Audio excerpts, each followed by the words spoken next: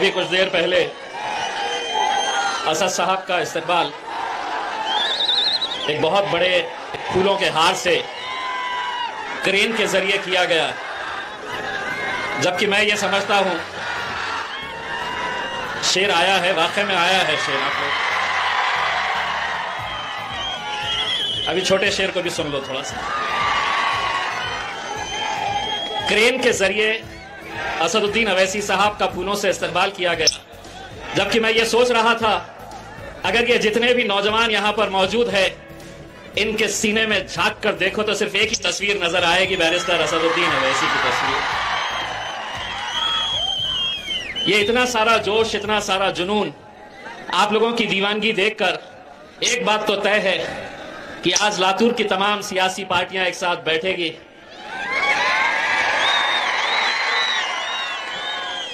सब जुगनू एक साथ मिलकर बैठेंगे और षड्यंत्र ये रचा जाएगा कि इस सूरज को कैसे हटाया जाए। अब नहीं हटता इंशाअल्लाह। दोस्तों, आप लोगों की मोहब्बत, जोश, जज्बा देखकर मैं एक बात कहना चाहता हूं कि कल औरंगाबाद शहर के अंदर शिवसेना एक बहुत बड़ी सभा वहां पर लेने जा रहे हैं, जिसमें महाराष्ट्र के मुख्यमंत्री उद्धव ठाकरे साहब आ रहे हैं। और वो सभा को कामयाब बनाने के लिए किसी को 50 गाड़ी भरकर लाने के लिए कहा गया है, किसी को 100 गाड़ी भरकर लाने के लिए कहा गया है। भीड़ को इकट्ठा करना है तो गाड़ियां लाओ, गाड़ियों में भरकर लाओ और एक ये दीवानों की फौज देख लो। अगर आज इस मुल्क के अंदर अगर कोई एक ऐसी जमात है, एक ऐसा नेता है जिसको सिर्फ देखने के लिए, जिसको सिर्फ सुनने के लिए 200 किलोमीटर से मोटरसाइकिल के ऊपर सफर करके आने वाले ये नौजवान लोगों को हम सलाम करते हैं। हम आज जब नांदेड़ से निकले तो कितने सारे नौजवान मोटरसाइकिलों के ऊपर आज लातूर की तरफ कूच कर रहे थे। ये सोच रहे नहीं थे कि कितनी धूप है, कितनी दूर मुझे जाना है।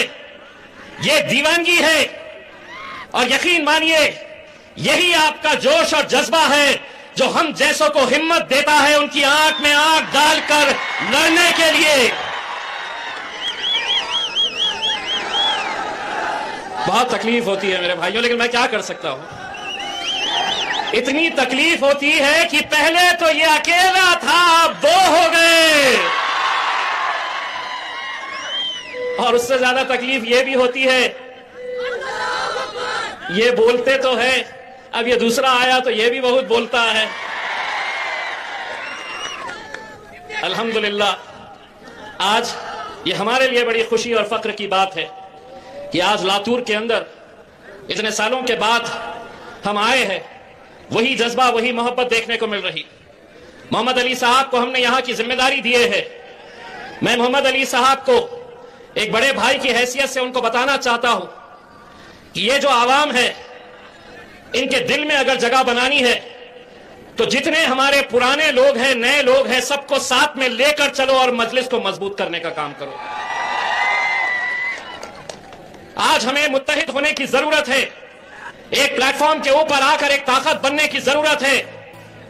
जैसा मोइन साहब ने बताया है कि आज हमारे खिलाफ, असदुद्दीन अवैसी साहब के खिलाफ, मजलिस इत्तेहादुल मुस्लिमीन के खिलाफ हर रोज तो कोई बोलता था, लेकिन अब यह वक्त आ गया है कि हमारे नबी करीम सल्लल्लाहु अलैहि वसल्लम की गुस्ताखी के अंदर टेलीविजन चैनल के ऊपर बैठकर उनकी इतनी हिम्मत हो गई है कि वो समझ रहे कि हम कुछ भी बोलेंगे और हमारे खिलाफ कुछ नहीं होगा।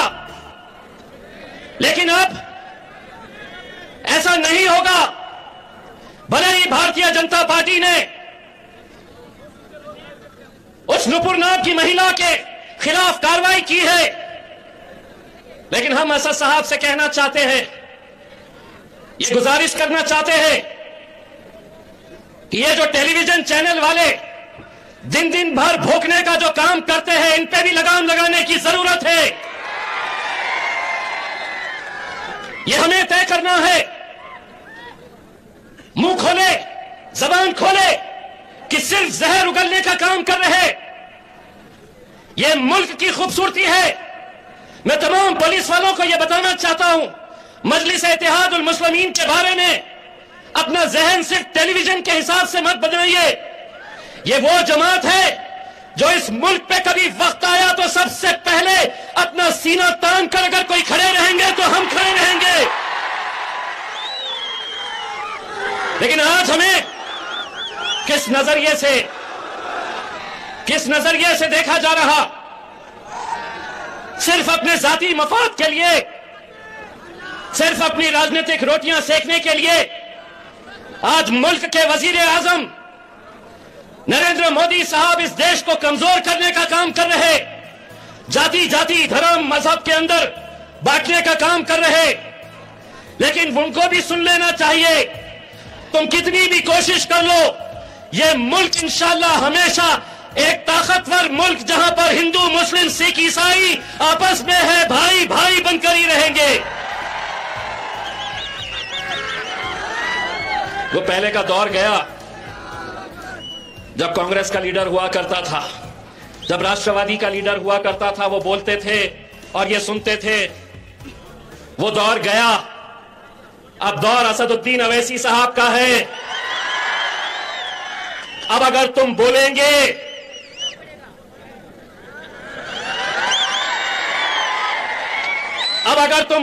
तो तुम्हारे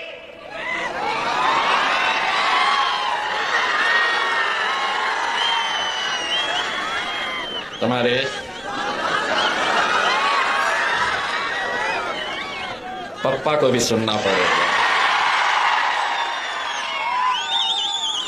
इस मुल्क के ऊपर जितना इख्तियार, जितना अधिकार दूसरे जाति धर्म और मजहब के लोगों को है, उतना ही अधिकार, उतना ही इख्तियार हमारा भी है।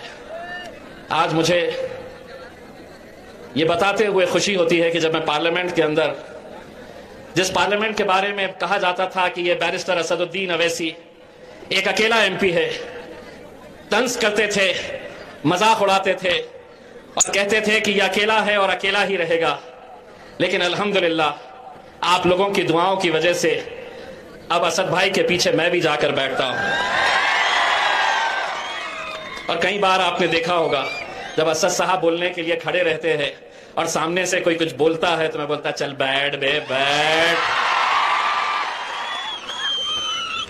यही तकलीफ सताती है। और मैं उनको ये कहता हूं कि हम तो सिर्फ दो हैं, और उनको याद दिलाता हूं, खास तौर से भारतीय जनता पार्टी को याद दिलाता हूं कि हो सकता है आगे चल के हमारी भी हुकूमत आ जाए इस मुल्क के अंदर। तो मुझसे पूछते हैं कैसे आएगी? मैं उनको बताता हूं, आज से 25 साल पहले भारतीय जनता पार्टी के पूरे मुल्क में, पूरे देश में कितने एमपीज थे? अब 300 हो गए। हम कितने हैं? आगे चल के बन सकती है। हौसले बुलंद रखना चाहिए सिर्फ। इंशाअल्लाह ये मुमकिन हो सकता है। असदुद्दीन अवैसी साहब वजीर आजम और मैं होम मिनिस्ट्री लेके आया तो हो।